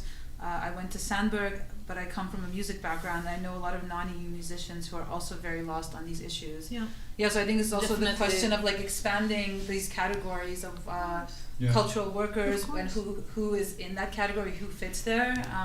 Of course, within these kind of bureaucratic structures that we're working in, everything is demarcated, you know, like you're an artist, you're a designer, you're a curator, but actually we all know those categories sort of seep into one another, and I think this also is about this notion of like how do we understand solidarity and how do we share this knowledge so it's not just siloed inside of an institution, like that it's not just the Near East Union that has important information, that it's not just DIWAN that has this bit and you have this, and the Black Students Union has another one, and I think that's also one of these things that I think really needs to be kind of fought through more. I think once we share the common knowledge and once we decide what questions are repeating itself, then we can ask a different question, and that different question will be very valuable to pass through and think about. Yeah, and I think we had a discussion of when writing the text, artists, curators, but then we added also cultural workers, because we know that it's all kind of culture. I mean, we're not IT engineers invited as highly skilled migrants, obviously. So we all fall under and confront the same questions more or less. Yeah, but like art practitioners and cultural workers. So even if like you're doing advising or translating for an exhibition, it's in any way that you're concerned and related with the cultural market. Yeah. And we have some more. If I can, because I think I also saw something about it, and something about that the problem is structural, and therefore any kind of response needs to be as well, okay, like we can also respond on a first level of really how to solve our problems. And I have from DIWAN a horizon or a trajectory towards really being a pressuring platform for voicing these structural problems of, you know, why is it only now that freelancers are considered part of like workers? This issue of flex hour workers that are being pushed out of Tozo, for example. So that we can be, instead of just like patching, being band-aid and like just like patching problems, we do that, we do the self-care and the care for the community and all of that, and then we're like, okay, we now know, we've mapped these problems, and we see the systematic struggles are not just us like trying to get our head above the water, but there are systems in place that are delaying us, that are making it way more difficult for a non-European to be in this market, and try to pressure on that. Definitely. That reminds me of the struggle of Ihsan, actually. He's behind the camera. Maybe he doesn't want to talk.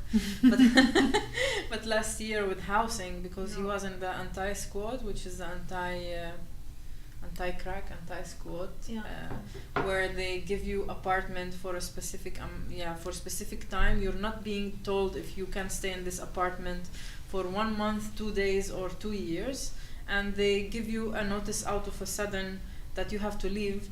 And they gave him a notice in the middle of Corona time, in the middle of the first lockdown, that you have to leave.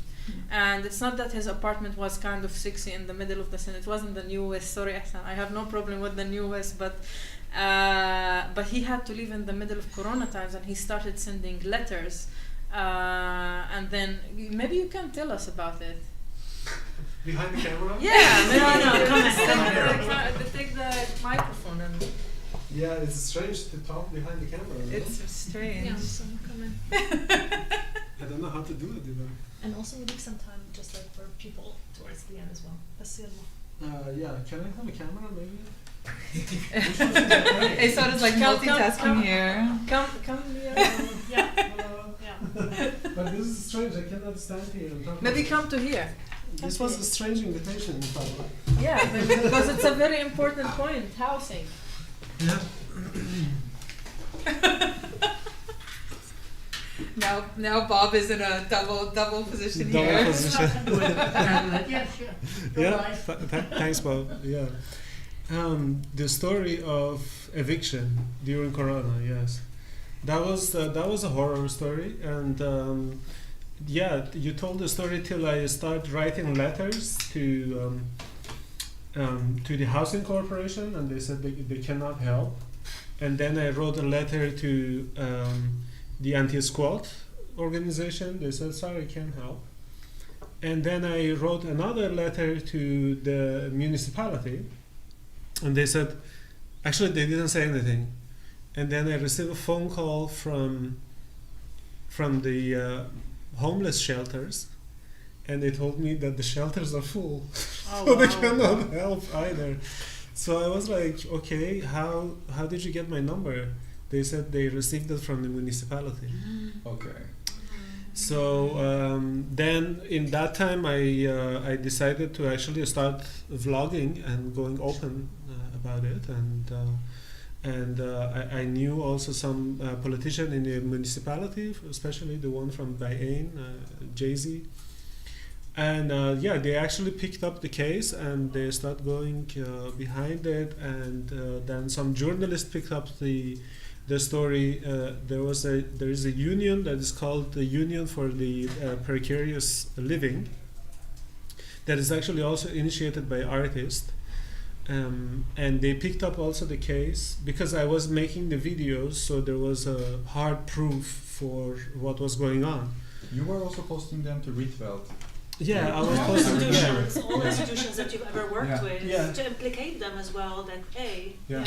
Not to implicate them, but just to, I was desperate, so I needed any kind of platform to go out and talk about it, right? So I was intensively Facebooking and So what spreading. happened in the end?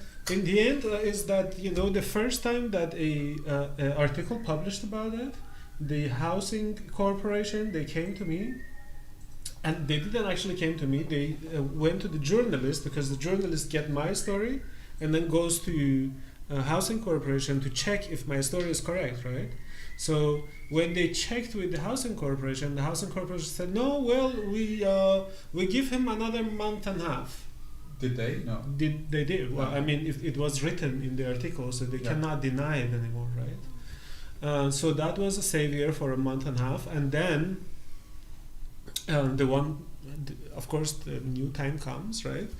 And what was really strange. It was that my neighbors who had a better contract than me, they received a letter that they actually don't have to move out because it's Corona. They don't have to, it's a hassle to So move was out. it was this influenced by your complaint, or Sorry? was this influenced by your complaint? I Your don't na- know. I don't know. The housing corporation just sent them a letter, said they don't have to move out because, well, the thing was that the house was going to be renovated, and the original tenants, they had to go out. Some of them went out already. That's why I got this empty building, one of the floors. And some of the original tenants were still in the house, right? So those received the letter that they don't have to move out because it's Corona and it's very difficult to move, and they could stay for another 4 months. Yeah.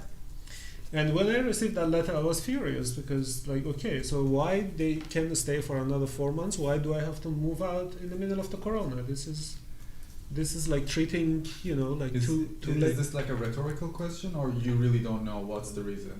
Well, no, this is like, I play like, I know what is the reason, but, if the house is empty, right, so, and they're not going to renovate it, so why do I have to move out in the middle of the pandemic, right? Because the renovation was not going to happen. Yeah. Because my neighbors were going to stay there. No, what I So mean is it's like why your neighbors could have stayed for 4 more months while you couldn't. They're the original tenants, right? Yeah, I don't Okay, know. that's Okay. different. Okay.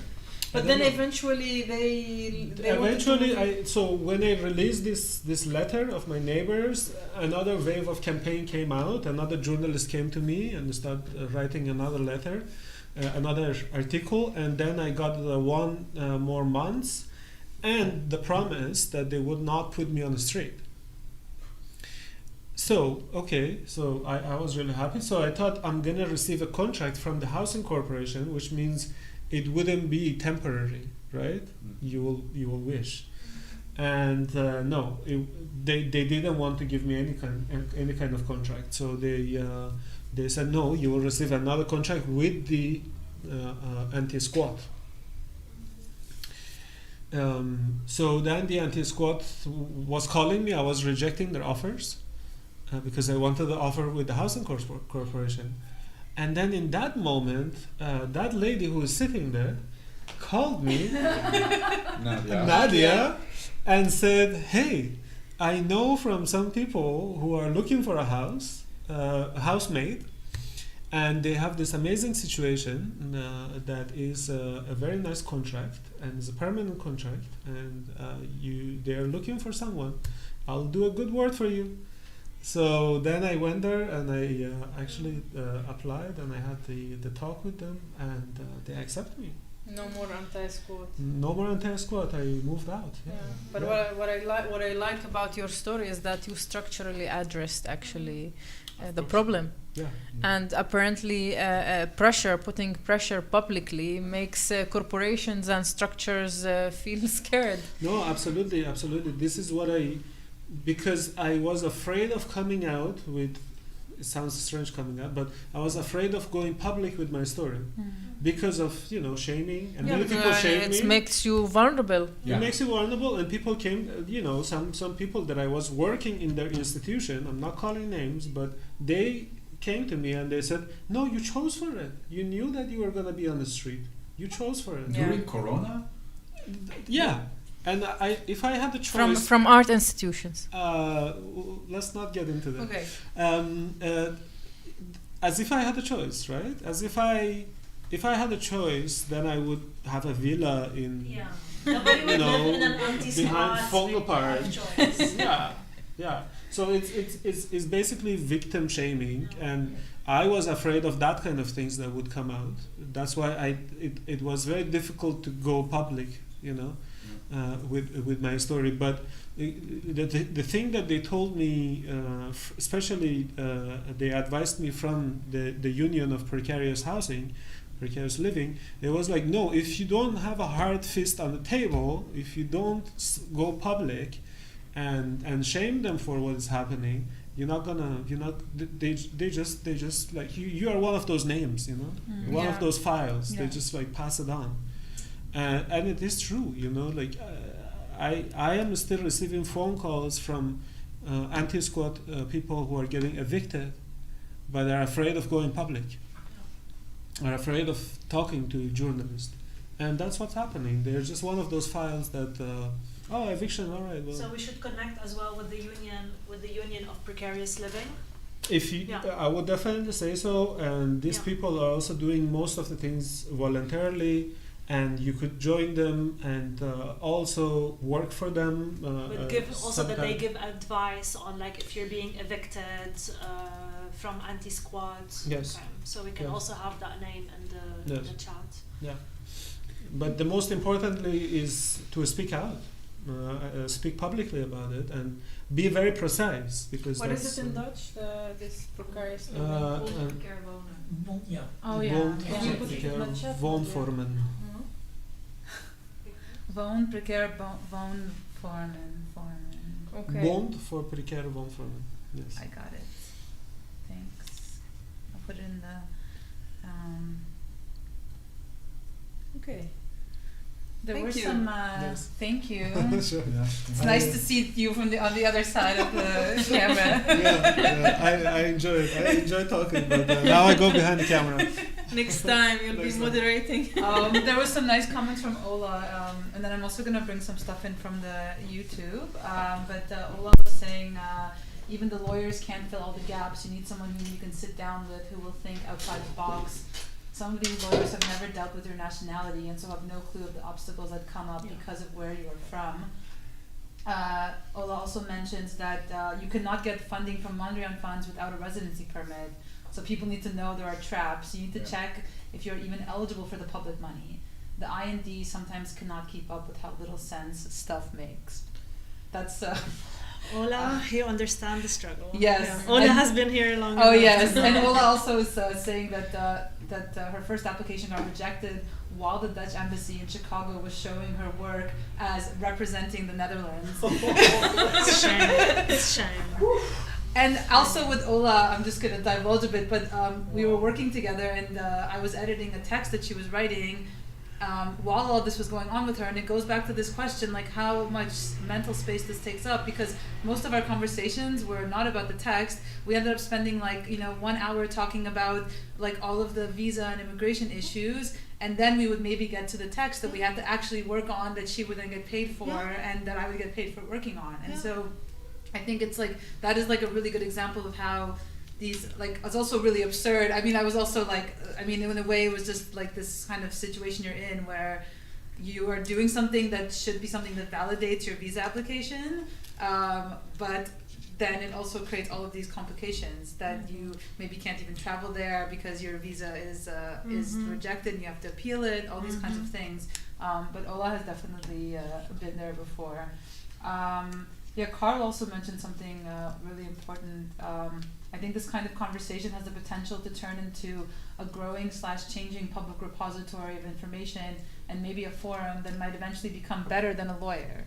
Yes, we'll take away their jobs. But I think Carl also mentioned something before, like that the placement of lawyers, this information needs to be accessible for you via the IND website of what, be transparent of what it is, what is the salaries, that it will make you be more in financial strain. What do you mean by salaries?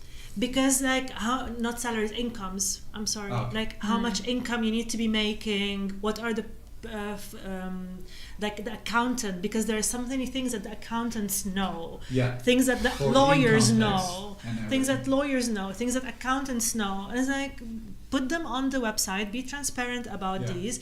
Don't, because eventually you are stuck in this financial struggle, time struggle, and needing to know all those parties that to help you on this. Whereas especially as freelance artists, we are really capable of fixing pipes and making paperwork Do you and think making the art. situations are really individual, or when both Systematic. of are applying for the artist visa, is it from the scratch the same? Our situation. I'm just theoretically, you know what I mean? I've never So seen can- another application actually. Okay. It's also interesting. think Another the difference in application the for an diff- artist visa. Yeah. But the difference, I think, is in your situation. okay. Like some artists get already 10 letters before. That's really 10 letters of invitations before when they graduate, already one day after their graduation show, and some people are left, Yeah. behind. And this depends also on the institution and on the network that you develop through your studies, because it's your lecturers, it's your tutors, it's all this network that also promotes your work. So this is the difference. I noticed that some people just stayed they didn't have any problem, and some people really struggled with that. Were you aware at the beginning of your education that you will be needing this letters and everything?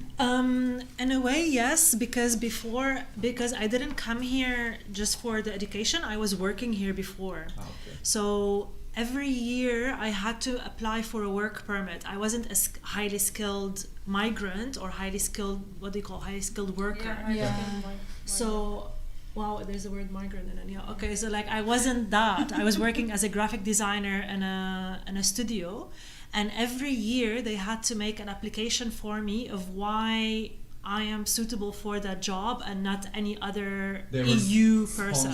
As a sponsor. Exactly. Okay. So, and it wasn't they give you a 1 year work permit, but actually after 6 months of getting it, you need to be applying again.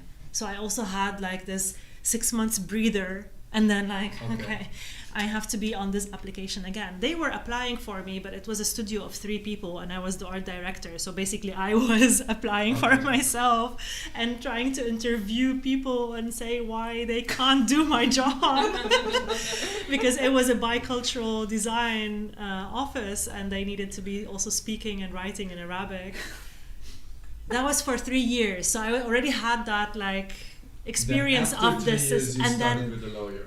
Nee. Then, so I did those 3 years of like work permit, and then I did my master's.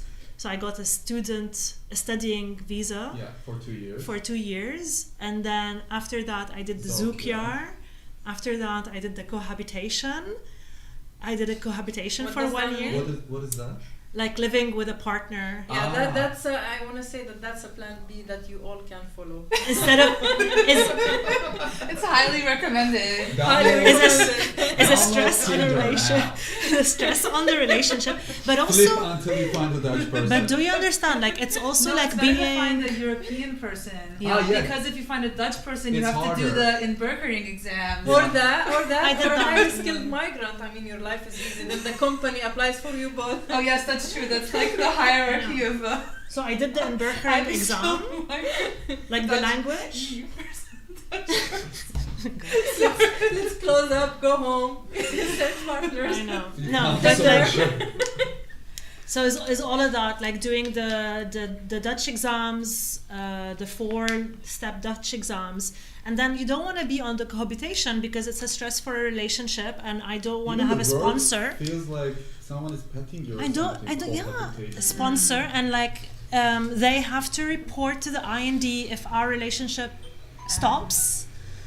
So it's like no. So from that I did the permanent residence permit, and from that I did the passport. So it's 7 applications in Wow. 8 Oh my years. Wow. That's- And then yeah. you had even like double problems because you had a Lebanese nationality yeah, and giving, Venezuelan nationality. Yeah, Venezuelan And nationality. in times when courts, Venezuela collapsed and their embassy closed down. and then Lebanon collapsed. Yeah, And then so Lebanon. there's a lot of particularities. Indeed, And then you in stayed that. without a passport almost for 1 year actually. Yeah, You for were, 8 months. How do For you 8 say months. like for people who wouldn't have No documents. Yeah. Stateless. Stateless. Stateless. Which is actually illegal. But then the Netherlands, there are. It's illegal by Back the doors. like by what do you call it? Oh my God, sorry. It's like by like the human rights organizations. Oh, It's yeah. illegal. Like Mm. universally, it's illegal to make people stateless. But there are a lot of instances in the Netherlands of people who are in these situations where they have no Yeah. passports. And you were working with a lawyer at the end. You did everything by yourself. Mm. Oh, so this Wow. is the person you should go Yeah. to. After Germany moved beer back, you should go to Hilda. No, yeah, to like collect this knowledge about, like, I don't know so much about the artist visa except through other friends, for example. That is, from what I hear, like Carl maybe can tell us more or has that experience, or Dina or Maria Khachadorian, Tashir, sorry, I don't know how to pronounce the family name, but Tash from HKU. Those have done their own artist visas or Okay. entrepreneur Hold on, visas. making a comment about that. One thing I feel is important is that any research work is considered artistic practice. The ministry is not aligned with how contemporary art is shaping. So even if you teach at a fine art department, it means nothing for the artist visa. Oh, no. That's This interesting. work is not considered artistic practice. So Wow. research is not, and teaching is not. So even because teaching is then maybe considered part of the. Oh yeah, she's answering in real time. We should have Ola here. Yeah. Next time, Ola, you're gonna join Do you us have here. any more other questions? Not to speak so much of just our experiences, but other people's experiences. In the YouTube. There was a question in the YouTube about. So there was 2. One was about the Tozo, whether anyone has gotten into any trouble with it, and by trouble they mean having to give it back. You had to give. Oh, great! I didn't know there was. Okay, you such- should I just come here. I mean, not great, but great that you're here to talk about. Fatma will now manage the cameras. no. Come sit here. Oh yeah. As in today, actually, I received a letter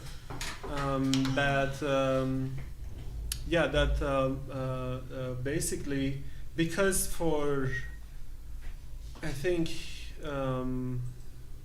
so for the whole month of February I received the TOZO, and in the mid-February, in the last week of February, I registered myself out of Amsterdam because of some technical things we needed to do. And for that 1 week that I wasn't registered in Amsterdam, now they want me to pay €460 back. Yeah, For you 1 all week. you all know this. You're like, yeah. No, No, I'm we like- we see how the system is Yeah. operating. We're like, No, but why? Because even if Efforts. you receive like Yeah. €1,000, that divided in 30 days, that would be what is it? Like €1,000 divided by €250 per week. Yeah. So if I'm not registered for a week, why do I have to pay €460 back? You just got it today. This Yeah. letter. Yeah. valid question. Wow. So Do you- and they want me to pay it back like at once. Well, I can argue that and pay it. It's not a drama. I can pay it back, but I just wonder like why like this, you know? Did you get So so apart that's- from being like, because this is about every gemeente, every municipality is having its own tozo for Right, the that's right. the residents, right? So it's like, okay, you don't want it from the for 1 week. Maybe that week you can ask it from another gemeente actually. Go and ask it from that municipality where you actually were registered for that Yeah. 1 week with that letter like, oh, I'm having to give this back. I think Can you in give that me 1 this week I here? was just like Between. you know, yeah. Okay. I think I need to Did double did check any of you had to pay a tozo back because of certain income? Like you made more income. Comment about that. Oh, Carl, my lawyer instructed me to pay back my tozo because it counters the artistic permit income requirement. Counters? That's new information. Interesting. This is new information. Sorry, what? Artist permit income requirement. Carl is saying that my lawyer instructed me to pay back my tozo. Okay, we're watching this little chat in real time now. Because it counters the artistic permit income requirement. So for an artist visa, you need to make a certain minimal income per month or per quarter. I was He's never. calling you right now. Oh, Oh wow, Okay. Carl. Oh, I'm gonna call him. All right. this is nice. I It's like this becoming calling multi-channel. multi-channel. Yes, can I put you on speaker? Maybe mute the live stream or the Zoom. This is like phone operator. Switchboard. Hear us Okay, from the TV. I have you on speaker now. Am I audible to the Zoom, to everything? Yeah, we Yes, can hear you. yes. Okay, I can tell you what it is. It's really sad, but I'm really lucky because it wasn't so big of a problem. But so basically, when you apply for your residency permit as an artist designer on a self-employed basis, you eventually would want to, in 2 years, prove that you've made that income requirement, which is approximately 1.2k a month. And then TOZO would only be granted to you if you make less than 1,050 something a month. But then when you do that application for your extension in 2 years, the income that you made has to come from culture and work, and TOZO counts as non-cultural income, so it doesn't work that way. But the whole idea that there is tozo is because all cultural work has been suspended. Yeah. Yeah. Damn. This is I a need to check this with Jeremy. yeah. This is an absolute scandal. This is what Carl's lawyer. You know, Carl, because the reason that you're getting tozo is because you don't because your cultural work has been postponed, suspended, delayed. Non-existence. Yes, Yeah. because of And COVID. it didn't happen yet. I graduated in COVID, and then 3 months later started this application. So Yeah. What a drama. Yeah. Oh, that kind of logic is so. Sinister. There is no Sinister. logic. It's just illogic. Machine at work with like human capital. Yeah. Wow. it's that weird part of the system that cancels itself out somehow. Wow. Mm. Well, anyway, thank you, Margarita, for picking up the phone. Thanks, Yeah. Carl, for sharing this. Yeah, It's really thanks, Carl, important. and keep informing us, please, about the rest of your process, and if we can help, Yeah. yeah, we will gladly do. Thank you. Thank you, Carl. Good luck.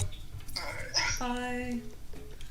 And there is this other thing. So this is one terrible case, and there's the other thing that, for example, in my case, I was talking to my bookkeeper, and she was also saying that I probably need to pay my TOZO back because I had the Mondrian funds, the one for. They change the name each year, but this is the one for 4 years, right? Mm-hmm. So because they say this is also income, then you need to pay the difference back, right? Because from the Mondrian for the 2021, I will be having €600.50 per month. So they said then probably you have to pay the difference back, right? So, but then there is this thing that the fund that I get from Mondrian is for investing for my practice. It's not to buy pasta. Yeah. You know. So if I just spend all the money on buying cheese and pasta, I will have a problem with Mondrian.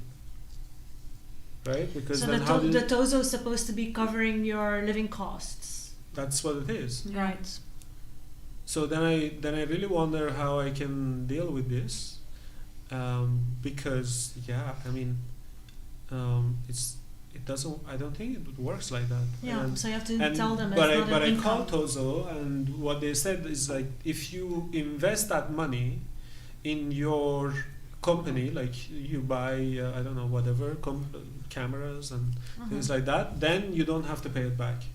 But that's only spoken on the phone; it's not written. So I need a written Right. text, So what so I did you can. do? What do I do? He's buying cameras and microphones, obviously. That's why we have so many cameras here now. This is still ongoing? This is the information that I just TOZO got. is still ongoing. Yeah. No, his problem. Yeah. I'm figuring it out with my bookkeeper and with TOZO and with all of that things. So yeah. There was a good comment from Ola that this type of antagonism, that she feels this type of antagonism is embedded in these processes. So these kinds of tensions or kind of barriers that people are coming up against. That I think this is a system to make us later pay back. You know, this is what they are working to a certain system that will create more loans, and then we have to pay back these loans, right? So then it's like when you buy a house, then you have a mortgage, and then for the rest of your life you have to work to pay it back. This is how I feel. I don't trust it very much. It's not so much of a feeling, like capital systems, there's nothing called a free lunch in a capital system, and it strives on debt, and especially like a European project of making like periphery, like making more peripheries. So it's like it's putting sticks in your wheel. I don't know if you have this expression, but delaying your where you are, putting you, like we also see this within like we always say, like Palestine is a microcosmos of how it happens, and it's like you see this in like how do you want to reduce the presence, to make it inferior, to put people more in a periphery minority, is to just delay their progress. Pushing them on the edge until they give Pushing up. on the edge, creating financial debt, what we saw in the daycare systems. Making you busy with things. With that bureaucracy. bring you back. Yeah. Brazil, do you know the film This Brazil, just about like like being busy with papers. For 7 years I had that feeling, I'm just like busy with papers. Yeah, it's funny. You know what happened? This is where the system contradicts itself. In this story I'm going to tell you. So we initiated this foundation, and is art, is for creating more art and stimulating art, right? So I have been in other foundations before where this kind of, when you are a non-profit art organization or foundation, you could be tax-free. That means you don't have to pay taxes for your certain businesses that you do, right? So, but then you don't write invoices either, right? So that's the deal. So we set up this foundation, and then with the base of it, the description that this is going to be for art, and then I received this letter that they calculated this year of our taxes, and it rounds up about 5,000 euro, and it should be paid by this time and this time. And the funniest thing is that we don't even have bank account. You didn't even write an email. What foundation? You mean your foundation, the public? Yeah, the public craft. Yeah. So then I called them and I'm like, hey, look, I know you make this calculation based on some computer algorithms, but look, we don't even have a bank account, man. Like the foundation is not registered complete. It's not completely registered. No, this is just automatic thing. Ignore it. You just gave me a semi-heart attack. What do you mean? Yeah, you doing give me a this? heart attack and then ignore it. Okay, so I ignore it, and then I receive another letter because you didn't pay. Now it goes to 6,000 euro. Oh shit.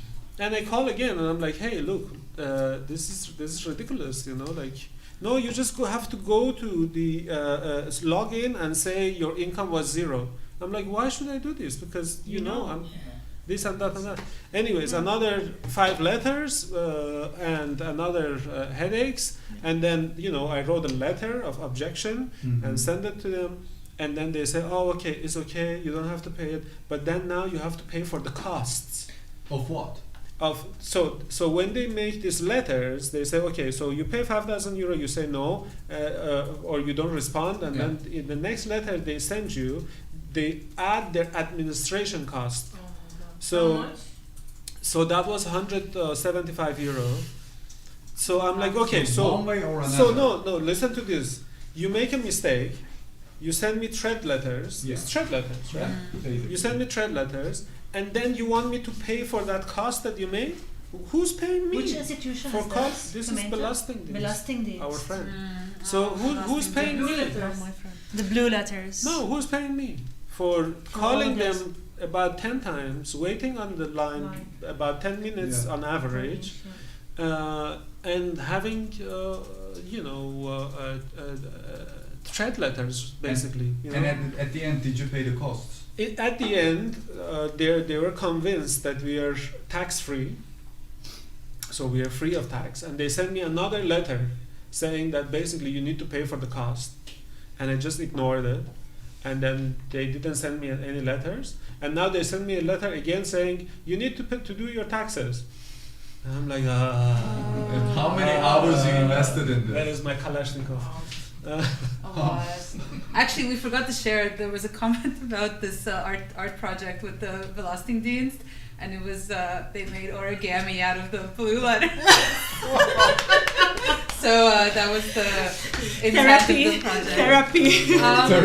I wanna bring in 2 things. There's one that's more like a comment from someone, which was that apparently the IND has said that they will have some easing for the extension of self-employed cultural visa, I'm guessing. Oh, sorry, self-employed cultural workers. Don't believe that. And then they said, someone said like, where's this information? And they said there's nothing certain in terms of how much less they will accept. But I called them, and that's what they told me. And also, we have to argue why we did not reach the 1,272 per month. As well, we can show them the year before Corona so that they know how our company performs in normal conditions. Sorry, this is about what? The last one that you read? This is about that the IND is going to ease the extension of the self-employed cultural worker visa, so that maybe you don't need to make as much money. You have to show that, so it might make it a little bit easier. But they recommended calling the IND or send a tweet to them. I've never tweeted the IND before. Yes, and there was one actually really important question, which was if there's any comments about racism on the labor market in the Netherlands, which is a really big question. But maybe there's some good resources. I know. Do you know that they're investigating IND based on the same racist algorithms that the Belastingdienst used For the for toeslag. kindertoeslag. So there is apparently the same kind of a mechanism that is used by IND for troubling people with double nationality, troubling refugees, and migrants. So they're investigating that, and that's pretty serious. But who developed the system? Yeah, but they say like it takes now it will take can't something be heard. like 46 years to resolve this. Yep. So you will be most probably somewhere else Yeah. by 46 years. Inshallah. It's 8. Come back for I do want to end on one kind of comment that Ola made, if Nadia goes up a little bit, where she writes like they want us to give up basically, and if we don't give up, they put you in debt. So this is like, and it's I wanted to say it only in the sense that I think this is what we're trying to like push against, at least with this initiative. Resilience, and also that the resilience is collective and not individual. Someone else in the YouTube chat like made this comment about how the Netherlands is very individualistic, and that often like sort of pushes against solidarity, although we do see solidarity of course existing in a lot of different pockets in the Netherlands. So I think yeah, it's kind of like these kinds of initiatives. Also just talking about this, like I see so many conversations like on Zoom and then in the YouTube chat, people are just answering each other's questions or sharing information. I think already that's really important. Yeah, someone talks about like having an open source document with tips and some of the things that have been talked about. Even I think exporting the Zoom chat will be super good for this to session. extract, It's on to YouTube. extract Yeah. from. and it's on, yeah, and the chat is also visible on Yeah. YouTube. But we can export the. Yeah. Yeah, just don't end it when, you know, keep it on. I saved it. Oh, you can save, sure. Wow. Nadia's on top of it. As a fun. But thank you everyone so much. Thank you for inviting. That was really Yeah, Really well, cool. thank you Yeah. for being here Yeah. first. thank you Hassan, Bob. Bob, Thank you Hassan. Nadia, Nadia. Margarita, Emerhan, Hilda. And we're gonna meet again, I guess. Yes. Hopefully with more people when things will ease next week or this week even. Next, right? Next week? Yeah. Yeah, and thank you everyone who's been online, like sharing all your information and your experiences as well. That's yeah, that's kind of like the basis of all of this. So yes. Yeah. Sometimes it's hard, but try not to shy away from asking even the dumbest question. That really ignites some fire.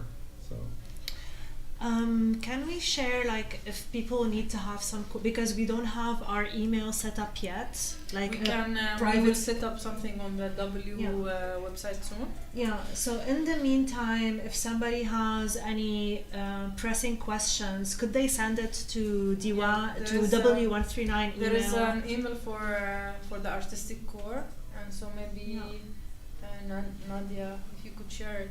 And just like put in the topic like DIWAN, and then we know that, and then as soon as we set up our email system, the DIWAN particular email system, then we share that again on this event page to all the participants and on the website. Yes, great idea. I'm just sharing this. There's also apparently an Instagram account, No More Later, where they speak about discrimination against non-EU students. So it's just at no.more.later for those of you who are not in the Zoom. So that's also a good resource to follow. And I'm just going to share our email address so you can contact us for any questions you have. Yeah. Sorry, my brain is like melting away. Yeah. Core group at W139. It's not in Dutch, right? No, it's in English. W139.nl. Thank you, everyone. Thank you. Thank you. Thank you.